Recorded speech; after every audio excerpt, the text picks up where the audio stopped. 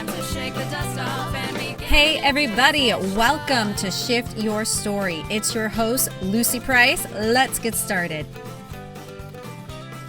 Hey everybody, welcome back to the podcast. I have my first podcast guest here today. Hi, I'm Nate. The first guest. Also my partner. Welcome. Thanks for coming on. You're glad to be here.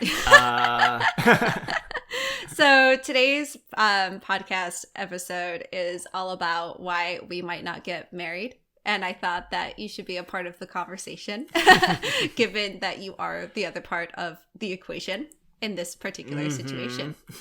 That was a lot of uns. Pretty proud of that. So part of why I wanted to have this be a podcast episode is because this is something that we talk about a lot. Or not a lot, that's a bit of an over-exaggeration. But this is something that we've had a few conversations around at this point. And I think that these are conversations that don't happen enough before people get married. And I think that's probably one of the leading causes for resentment in marriage later, as well as divorce. And so I wanted to talk about a few of the reasons why we may not get married. So yeah, I'll start there. And if you have any thoughts, go ahead and jump in. I think my first thought is just that, like, you know, quote unquote, why we might not get married is the poppy kind of clickbait title. But the real conversation is... Hey, but it's a pretty good clickbait title. Oh, it is. It's great. To be fair. But the real conversation is just like, here's how we talk about our differences as people. Yeah. And, you know, our differences in relationships. And here's what we do about that. Yeah, but they are also very real reasons why we might not get married. Absolutely. But also, yes, that is the conversation. I will say this thought just popped into my head just now of like, now that your mom is following me on social media, I wouldn't be surprised if your mom or my mom or my granddad listens to this podcast episode. So little side story before we get into it. My granddad, every time we get into like a video chat with him, he'll ask Nate if his knees are aching. Which I had no clue what this meant. And I asked him, why is my granddad asking Nate all the time if his knees are aching? Like, is he limping? Like, am I not noticing something about my partner? And so the last time he said it, how are your knees, Nate? I said, why do you keep saying that? And he's like, well, you get down on your knees to propose. Is he ready to propose yet? And he's been doing this for a little over a year now. Yeah, it's been a little over a year now. So that was also a little bit of an inspiration for this. But anyway, I thought this would be a good opportunity to model how to have difficult conversations with your partner, because a lot of this was, it's not hard for us to have difficult conversations. We've built up the rapport and trust and the willingness and wantingness to have direct communication in our relationship. That's just something that we both really value. And so it's not that these conversations were hard for us, but they are emotional because, well, we love each other. And the idea of not getting married or not having that future is something that I find difficult, but Yeah. I don't know how you feel about that. Oh, yeah. No, it's difficult for me, too. Sorry, I thought that was a hypothetical question because obviously. Obviously. So I kind of thought we could just get into the first set of reasons that we have come up against that are important things to think about. And the obvious one is children. Yeah. Yeah, that is the obvious one. But yeah, I think, so something that I know for sure that I want is children. And I don't want children in the next few years. I definitely still want to be living my life and focusing on my business and my career and traveling and living for me, because I'm currently what I would view to be a bit personally too selfish to have children currently. I would not fully love that. And I very much want to have children. And so when we've been talking recently, as our relationship has gotten a lot more serious, something that is important to me is to be with someone who I would say more actively wants kids, because I'm a bit of a realist in the way of I might not be here forever. And if I have children with somebody, I want to, one, trust that they will be looked after and provided for and loved fully. But two, that also they were wanted by the other person. So with that being said, I'll allow you to jump in with your thoughts around kids. Yeah, and my thoughts around kids have always been a lot more complicated. I've never just had like the clear-cut desire to be a father. Yeah. I have always kind of, well, before this relationship, it was more of a, a far future thought of, well, if I'm in the right partnership with the right person in the right time of my life, then I can see myself wanting to have kids, maybe. But also, like, it's very easy for me to imagine a fulfilling and happy life without kids. So there's been this, that tension of, for sure you want kids. Mm-hmm. I can imagine a life with kids that's, wonderful. But, I also have a certain pessimistic streak. Yeah, Nate. I call it pessimism, or I call it realism. Lucy calls it pessimism. It's pessimism. I mean, it's not inaccurate. I will give you that. So he's talking about like the environment and the population and all those types of things. Is that accurate? Yeah, I mean, mostly like climate change. I just think things are gonna get worse. I think things are gonna get a fair amount worse. Yeah, and we have very similar thoughts around climate change. So this is not me pushing back against that particular thought, but I also look back across the span of human history and think about all of the developments and all of the medical advancements and all of the things that we have been able to create that have been more of a positive. And I just don't share a lot of the pessimistic feelings. Mm-hmm. It's not that I don't understand your logic around them. It's just that I'm not so much of a pessimist about it. And for me, like, also to clarify a little bit about my stance on children is I don't, like we've talked about this before, it's like I don't feel the need to get pregnant either. Mm-hmm. It's not so much about that for me. For me, being the biological mother is not what I would view to be, it's I know it's important for some people. For me, it's not. It's like, if I'm your mother, I'm your mother. I don't care where you came from. You're in my care. I'm your mother. I'm your mother. And I very much view it more as I want to nurture and I want to have the experience of watching these young, oh my gosh, yes, I'm teary. These young beings in my care, like, grow up to be humans, hopefully good humans. Yeah. Whereas mostly I have like the anxieties of, oh no, I can barely keep, our house in order when it's just the two of us. And, oh, I can barely, get all of the things done that I need to get done for myself. And I can barely,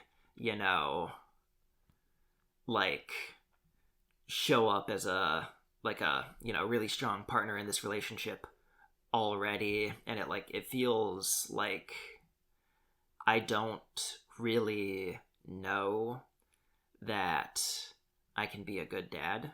I do, but that's fine.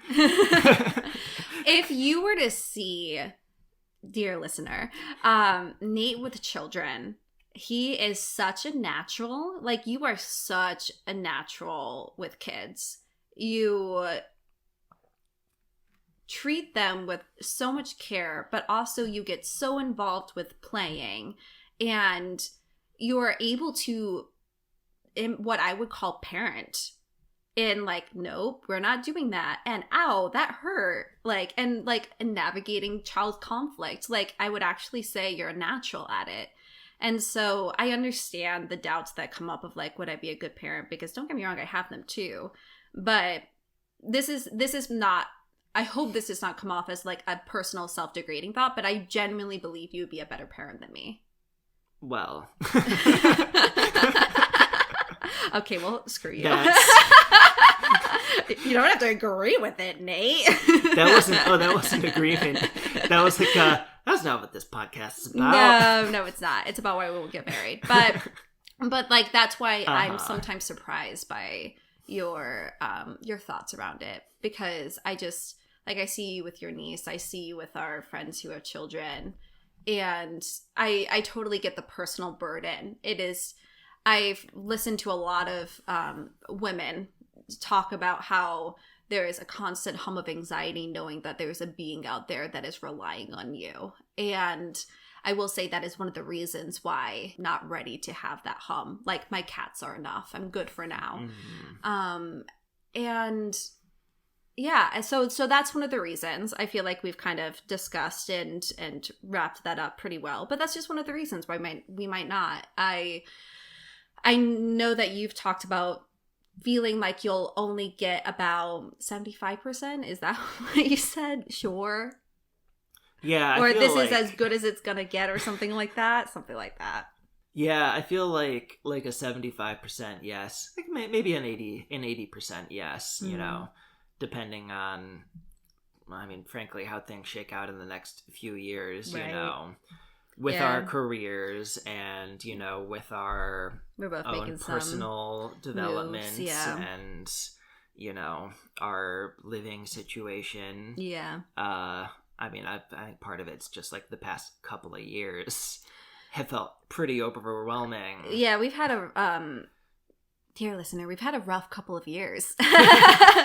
And that's not what this podcast is about.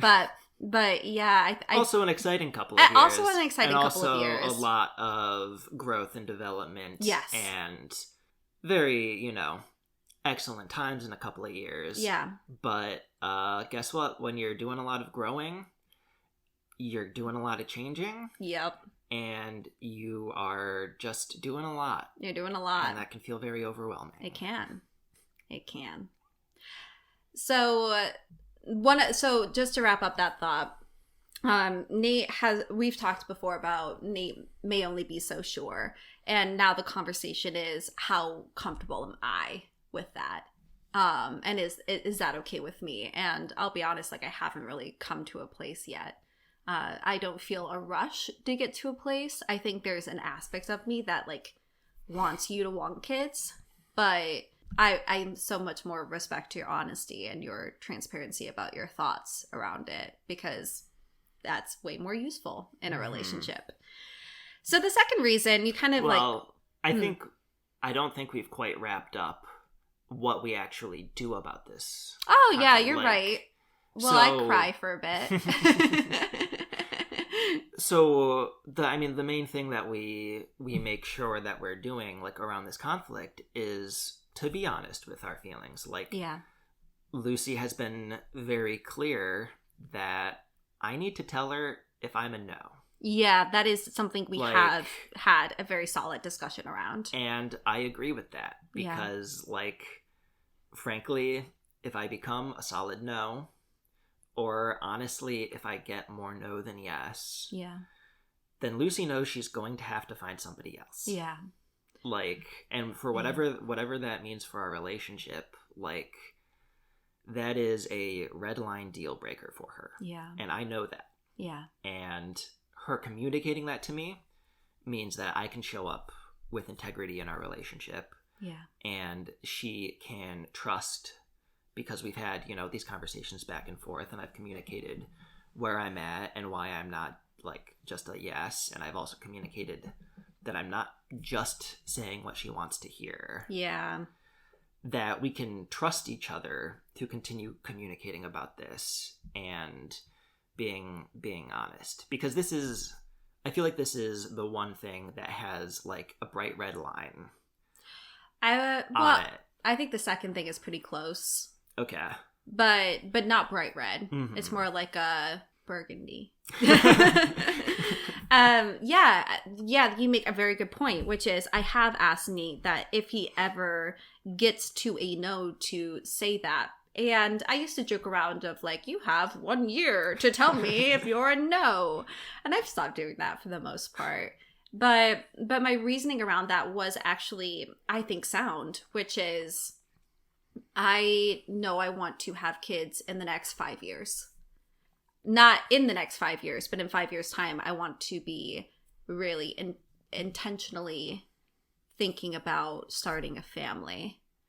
And that means that for me to also be in integrity, or not even integrity, that's not quite the right word, but I guess my realism is I want time to also date and find the person who I think would be a good fit if you choose to not want children, or if you become more of a no. I think that dating doesn't have to take time. You know, we've talked about this before of like I've seen clients go from like breakups to being engaged a couple months later. Like it can happen fast and with the right person, but I take my time a lot of the time when I'm dating. And I want spaciousness to do that if you're a no. I don't want to feel rushed. Mm-hmm. And yeah, so what I have asked for that clear communication, and I don't think there's anything you ask for in return. No. Other than more clear communication, but yeah. It's just like how we navigate this. You know, is with just like, all right, we've got to be very clear in our communication. We've got to be very honest about this because it's important. Yeah. And I also think that something that we both have inherently agreed to with each other is to be honest no matter how hard it is, mm-hmm. and no matter what it might mean. And to not make the other person wrong for their stance on it. Like, I don't think you're wrong for not being 100% sure on kids. I just think that me being 100% or 98, you know, who can ever be fully sure? But me being a yes on kids, like, that's right for me. And I hope one day it'll be right for us. But you are the other part of that equation. So, yeah. All right, then. All right. Where we live. Yes, where we live. That is the other thing that might lead us to not getting married. I'm over Michigan winters. I can't do it. You know this. Very much so. There was a period when I went away with a friend for just like a couple day weekend in like the smack dab middle of winter here. And being in sunlight, I felt like a different person. And I had this realization of 3 or 4 months out of the year, I don't feel like myself. And in part, I do think that's because of the weather. And I'm originally from England, and I like a moderate climate of anywhere between 68 to 76 degrees. That feels good. I do like warm weather, but that's the temperature I like to live in. Nate, on the other hand, doesn't necessarily want to move. So, thus, conflict. Yes, conflict. There are a few things going on here. One, you know, I love it here. You do? I love Michigan. I think it's a great long-term place to be. Frankly, I think it's a great place to have kids, you know, if we're thinking along those lines. Yeah, I do agree with that. But, you know, I love the greenery. I love the, you know, university town of Ann Arbor. I love, you know, just how I feel while I'm here. I like snow. I like going out and playing in the snow when there's snow. You know, building snow caves or this or that. You know, we've got a friend who has tried to get us out, like, ice skating. Oh, yeah. A few winters running. Did he this year? I don't think he did this year. I don't think so. It's getting too warm in the winter. Yeah. Womp womp. Womp womp. I even got ice skates. Right, we both did. We've got ice skates for it. It was the middle of summer, we saw ice skates at the thrift store, and we were like, perfect. We'll if he's listening, you know who you are. Why didn't you invite us ice skating? How rude. I don't know when it would have been. I don't think we've had No, those I deep actually think thaws. you're right. I actually don't think that there wouldn't have been, I don't think it would have been thick enough. But thanks for inviting us to other things. We appreciate you. And there are other places I absolutely want to like live for a bit. Yeah. But I do think I want to come back here. And you don't.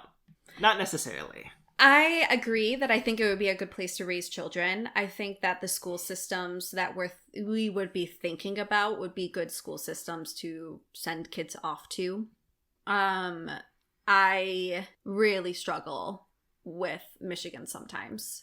Mm-hmm. I think that part of it is very simply the winter, but the other part of it is I never intended to stay. You know this, like when we were very first like getting together over the course of the pandemic times, I was planning on originally moving to Chicago, and obviously things changed and I pivoted and my life changed and it looks different now, but I wasn't planning on staying to begin with. Yeah, that was one of the reasons why we pushed off a relationship. Didn't, you know, start a relationship, because you were very clear on that. Yeah. And then the world shut changed. down. Yep. I know I want the experience of living elsewhere. And we've talked about a few places. We've talked about Colorado, you know, we've talked about with you thinking of some changes in, you know, your career and where you're going. That's brought up a few more places that we might check out or go to. But even though I would come back here and have a family, that still means living somewhere else for a while. Mm-hmm. And there are some real conflicts with that, you know, like we just got a house, for example. And the places that, frankly, we're considering are not necessarily cheap places. And, you know, it's also very different cost of living. Very much so. And I think that matters, too. But I also feel that my time here is coming to an end. And that's something that we've talked about before. Of like, yeah, I feel like my time here right now is coming to an end in Michigan. And it's one of those things that I would hate for it to be a reason that our relationship doesn't continue, but I know it's a very real reason for a lot of people. I see a lot of opportunities where it doesn't have to go that way, but I think that's kind of, I feel resolved in my decision. And so this is not me saying it's up to you, but I feel resolved in my choice. And so therefore, it's whether you want that with me. Mm-hmm. Yeah. And I think that the reason this doesn't feel like as bright of a bright solid red line, more like a burgundy, or you know, a yellow. Yeah, it can be yellow. I like yellow. Is that these sorts of changes, these sorts of life decisions are reversible. The moving. Yeah. Yeah, kids aren't. Yeah. You can you're never not a parent once you're a parent. Yeah. You know, you can be a deadbeat parent, you can be an absent parent, but you're still a parent. You're still a parent, yeah. You can always move back. Yeah. I mean, maybe not like practically. There are obviously, you know, huge considerations for moving. And, you know, a lot of people can't just pack up and move. Right. And there is a part of me that, like, feels that's a bit of my situation, where it's like, you know, my job, my career, that's, you know, frankly, the main income in our household. Just say it. You don't have to be so dramatic. It's okay. There's I think it's important to be honest, right? Like, Nate makes more money than me, and that's okay. It's very rooted in place here. Yeah. Like, this is, I work in a niche field. Yeah. And, you know, it is elsewhere, but also, frankly, I'm on a team that I like, doing things that I like, and it's very difficult to think, all right, we're gonna give that up for a lot of uncertainty. Mm. Whereas I just live in a world of uncertainty, and I've gotten used to it.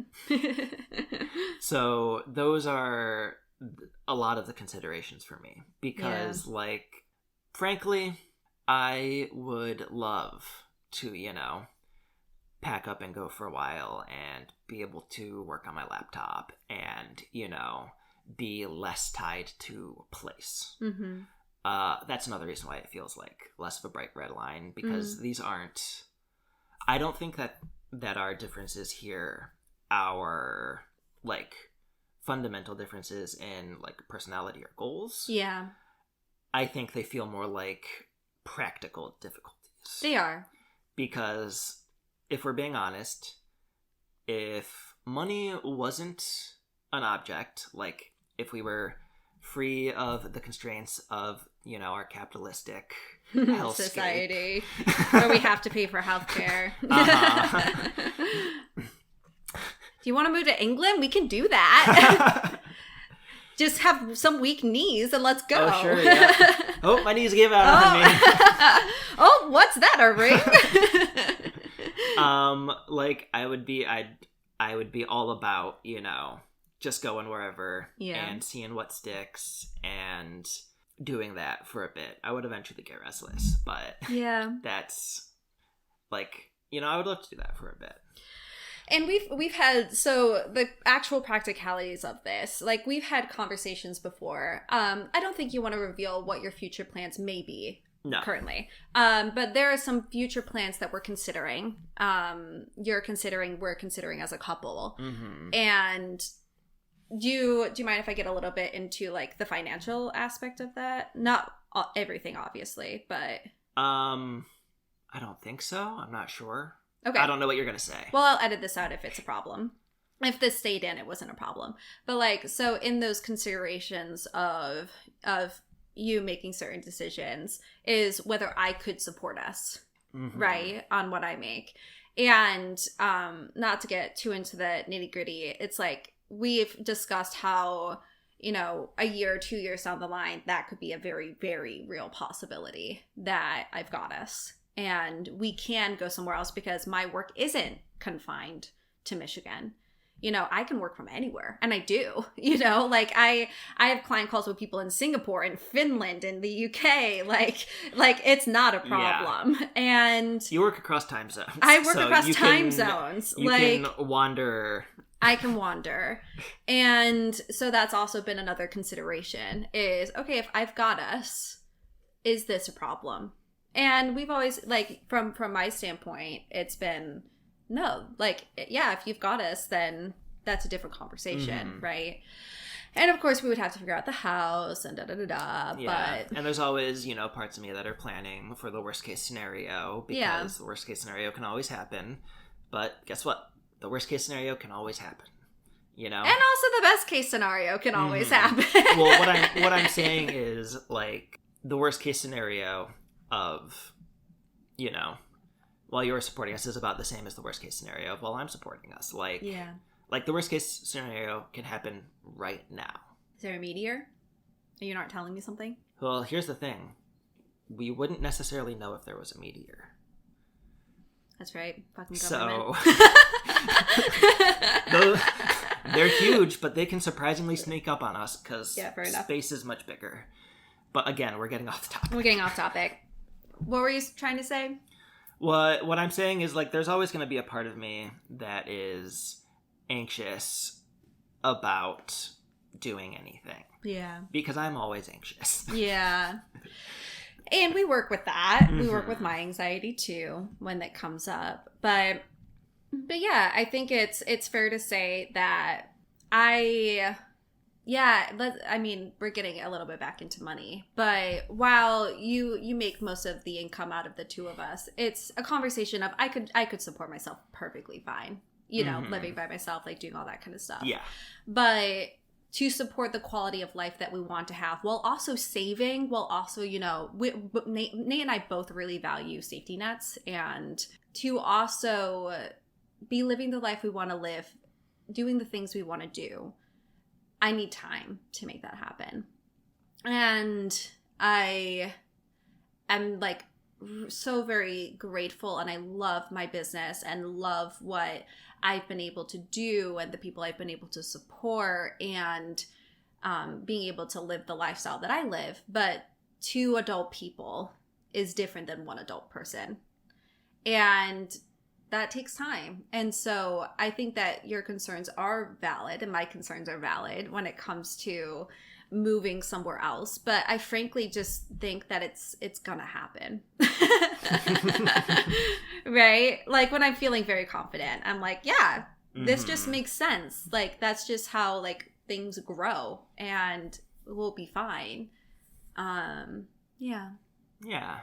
And we've also thought about like other options where, you know, since your schedule and you're tethered less, right? You know, me going away for a couple of months or coming back or we've also talked about those options of, okay, well, what would it be like for me to just like go travel and stay with friends or stay with family or visit this place for a couple of months and come back and so on and so forth. And of course that would be difficult. I mean, just consider the difficulty of me going to Colorado for 5 days on my own and you being here. Well, I do better when I'm traveling than you traveling. Like I definitely did struggle. I was like, what am I supposed to do in this house by myself? Tiddles was fun though.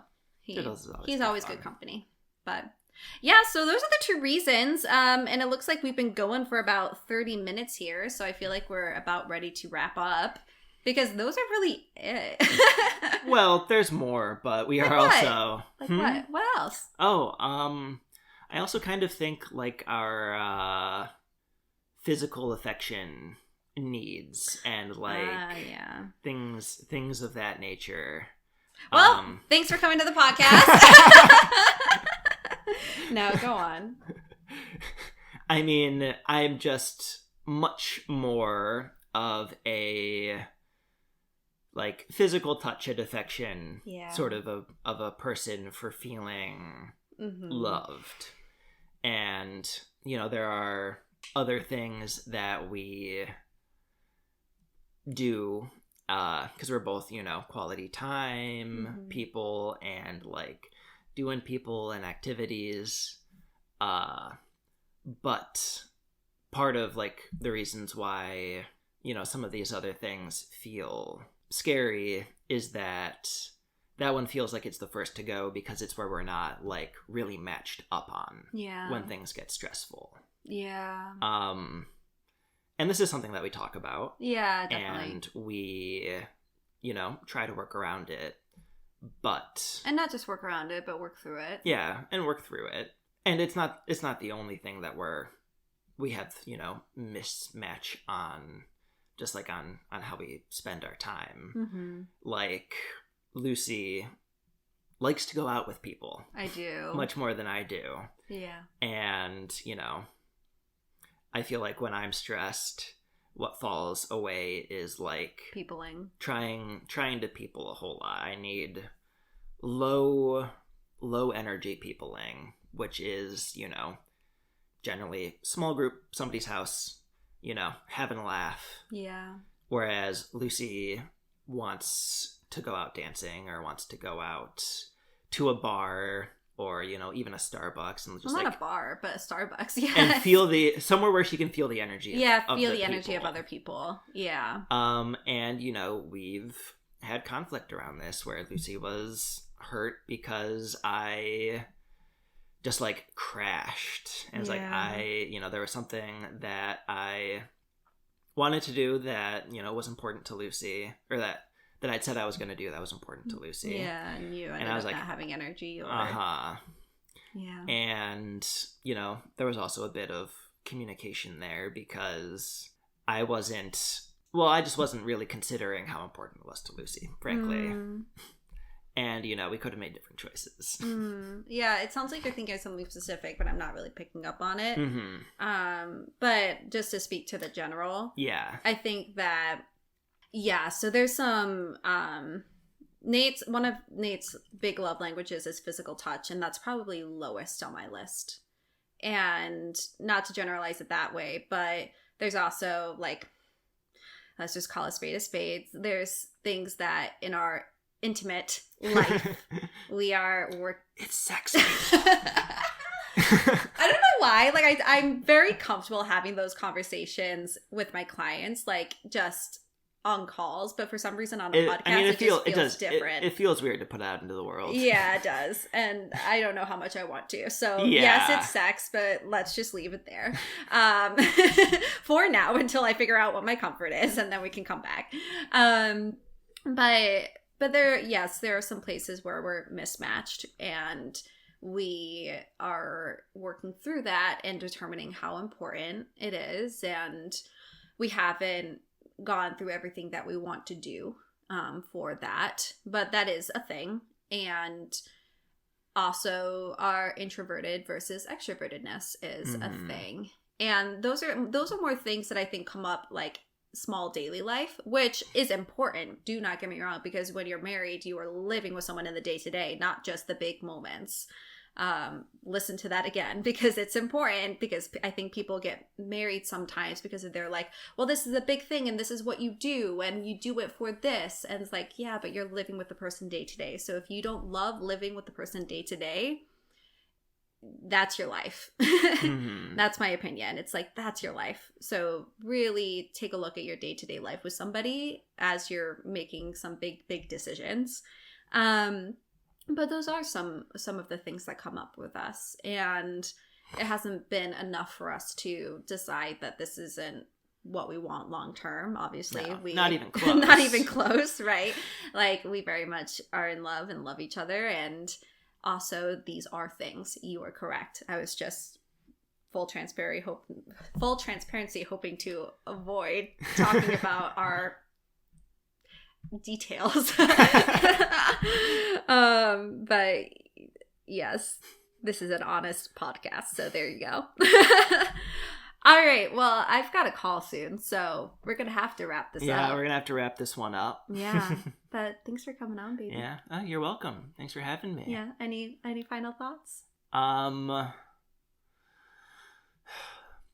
really. I mean, I think that this is the sort of thing that you can talk about for a while. Yeah. And frankly, with your partners, you should. Yes. For exactly the reason that, like, little things add up. Yeah. And the sorts of things that you are putting up with, and we didn't really get into, our little nitty-gritty things. Cleaning, how we keep house. Yeah. There are all sorts of little things that come up between people. Yeah. And you need to be able to talk about this, because one, if you don't talk about it, you can't change it. Yes. Two, if you don't talk about it, you don't know if it's changeable. Yeah. Three, if you don't talk about it, eventually you are going to snap. Woo! Dropping some wisdom, Nate. You're right. So, like, don't ever assume that you'll get used to something that you don't like. Or it will take care of itself. Yeah, or that it'll take care of itself. Exactly. Yeah. Because that way madness lies. Yeah. You shouldn't ever be in a relationship with potential. Never be in a relationship with potential. Oh my gosh. Oh. So many thoughts around that. Maybe that's the next podcast episode. But I just have so many thoughts around dating potential. It's if you yeah, that's another podcast episode. They'll come out soon. All right. Well, thanks for coming on, love. You're welcome. All right. Bye. Bye, everybody. So make whatever change you need to make.